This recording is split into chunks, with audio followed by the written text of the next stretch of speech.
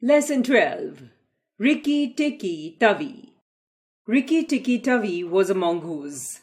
His eyes and the end of his restless nose were pink. His war cry as he scuttled through the long grass was, "Rik tiki tiki tiki tiki tuck." One day, a high summer flood washed him out of the burrow where he lived with his father and mother and carried him, kicking and clucking down a roadside ditch. He found a little wisp of grass floating there and clung to it till he lost his senses. When he revived, he found himself in the family of a white man. They found him on the road and brought him home. They wrapped him in cotton wool and warmed him over a little fire, and he opened his eyes and sneezed. "Now," said the big man, "don't frighten him, and we'll see what he'll do." He scratched himself and jumped on the small boy's shoulder. "Don't be frightened, Teddy," said her father. Teddy's mother didn't like him, as she feared he might bite Teddy. They gave him a little piece of raw meat. Rikki Tikki liked it immensely, and when it was finished, he went out into the veranda and sat in the sunshine and fluffed up his fur to make it dry to the roots. Then he felt better. Teddy went to bed, and Rikki Tikki climbed up too. Early in the morning, Rikki Tikki came to early breakfast in the veranda riding on Teddy's shoulder, and they gave him banana and some boiled egg. He sat on their laps one after the other. Then Rikki Tikki went out in the garden to see what was to be seen.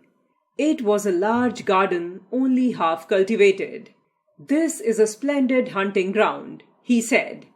He was about to move when he heard very sorrowful voices in a thorn bush. It was Darzee, the tailor bird, and his wife.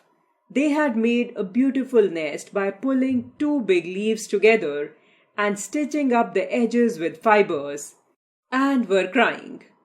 "What is the matter?" asked Rikki Tikki. "We are very miserable," said Darzee. "One of our babies fell out of the nest yesterday, and Nag ate him." Said Rikki. "This is very sad. But I am a stranger here. Who is Nag?" Darzee and his wife only cowered down in the nest without answering, as from the thick grass at the foot of the bush there came a low hiss, a horrid cold sound that made Rikki Tikki jump back 2 clear feet. Then, inch by inch, out of the grass rose up the head and spread hood of Nag, the big black cobra, and he was 5 feet long from tongue to tail. "Who is Nag?" said he.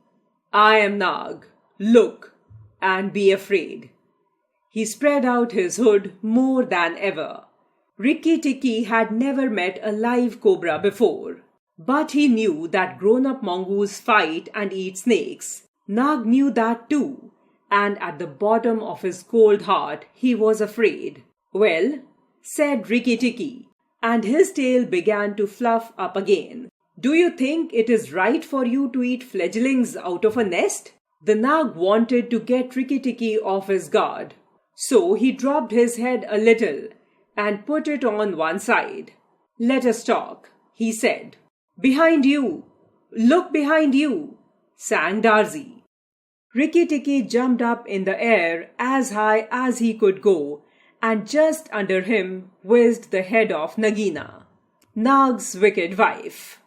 She had crept up behind him as he was taking to make an end of him. "Wicked, wicked Darzee," said Nag, lashing up as high as he could reach towards the nest in the thorn bush. Rikki Tikki felt his eyes growing red and hot, but Nag and Nagina had disappeared into the grass. He came back to the veranda, but just as Teddy was stooping, something wriggled a little in the dust, and a tiny voice said, "Be careful, I am Death." It was Karait, the dusty brown snakeling, and his bite is as dangerous as the cobra's. Rikki Tikki's eyes grew red again, and he danced up to Crate with the peculiar rocking and swaying motion that he had inherited from his family. He killed the tiny snake. "Our mongoose is killing a snake." Teddy's mother picked him up from the dust and hugged him, saying that he had saved Teddy from death. Rikki Tikki was still aware of the danger of the Nag and the Nagina. The house was still, but he thought he could just catch the faintest scratch in the world, a noise as faint as that of a wasp walking on a window pane, the dry scratch of a snake's scale on brickwork. "That's Nag or Nagina," he said to himself, "and he is crawling into the bathroom sluice." He stole off to Teddy's bathroom, but there was nothing, and then to the bathroom of Teddy's parents. At the bottom of the smooth plaster wall, there was a brick pulled out to make a sluice for the bath water, and as Rikki Tikki stole in, he heard Nag and Nagina whispering together outside in the moonlight. "When the house is emptied of people," said Nagina to her husband, "he will have to go away, and then the garden will be our own again. Go in quietly, and remember that the big man who killed Karait is the first one to bite. Then come out and tell me, and we will hunt for Rikki Tikki together." "But are you sure that there is anything to be gained by killing the people?" said Nag. "Everything. When there were no people in the bungalow, did we have any mongoose in the garden? So long as the bungalow is empty, we are the king and queen of the garden. And remember that as soon as our eggs in the melon bed hatch, our children will need room and quiet." Rikki Tikki tingled all over with rage and hatred at this, and then Nag's head came through the sluice and his 5 feet of cold body followed it. Nag coiled himself up, raised his head and looked into the bathroom in the dark. When the big man comes in to bathe in the morning, he will not have a stick. I shall wait here till he comes.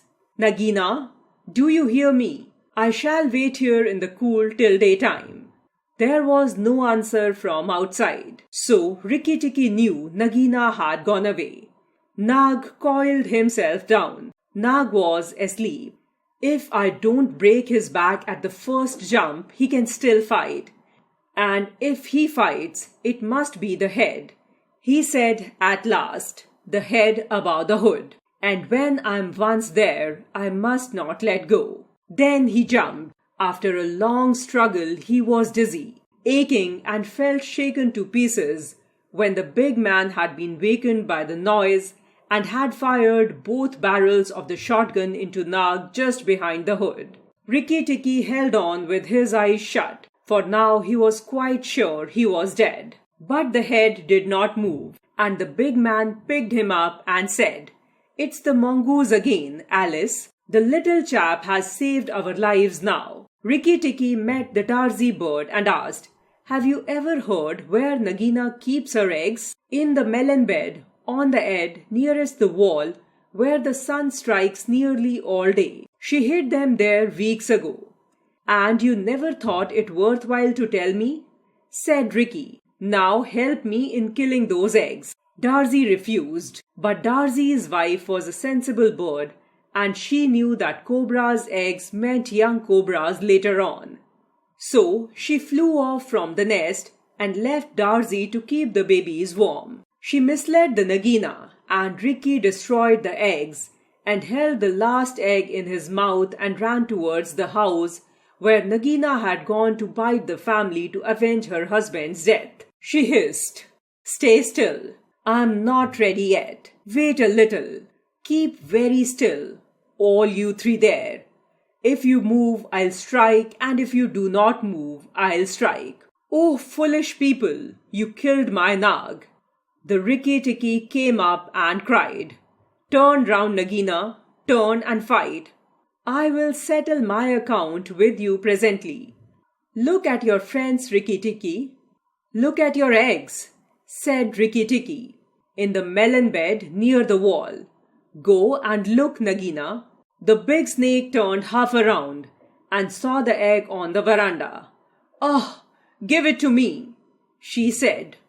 Rikki Tikki put his paws one on each side of the egg, and his eyes were blood red. Nagina gathered herself together and flung out at him. Rikki Tikki jumped up and backward. Again and again and again. She struck, and each time her head came with a whack on the matting of the veranda, and she gathered herself together like a watch spring. The egg still lay on the veranda, and Nagina came nearer and nearer to it, till at last, while Rikki Tikki was drawing breath, she caught it in her mouth, turned to the veranda steps, and flew like an arrow down the path with Rikki Tikki behind her. Rikki Tikki knew that he must catch her, or all the trouble would begin again. She headed straight for the long grass by the thorn bush, and he ran behind. Rikki Tikki jumped up to her, and as she plunged into the rat hole where she and Nag used to live, his little white teeth were clenched on her tail, and he went down with her. Everyone thought Rikki Tikki to be dead, as it is difficult to come out alive of a snake's home. But Rikki dragged himself out of the hole leg by leg, licking his whiskers. Rikki Tikki shook some of the dust out of his fur and sneezed. "It is all over," he said. "The widow will never come out again."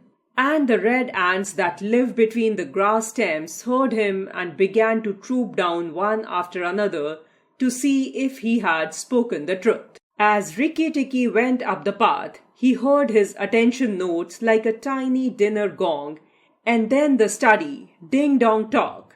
"Nag is dead. Dong, Nagina is dead. Ding-dong-talk." That set all the birds in the garden singing and the frogs croaking, for Nag and Nagina used to eat frogs as well as little birds. When Rikki got to the house, Teddy's mother and Teddy's father came out and almost cried over him. And that night he ate all that was given to him, till he could eat no more, and went to bed on Teddy's shoulder.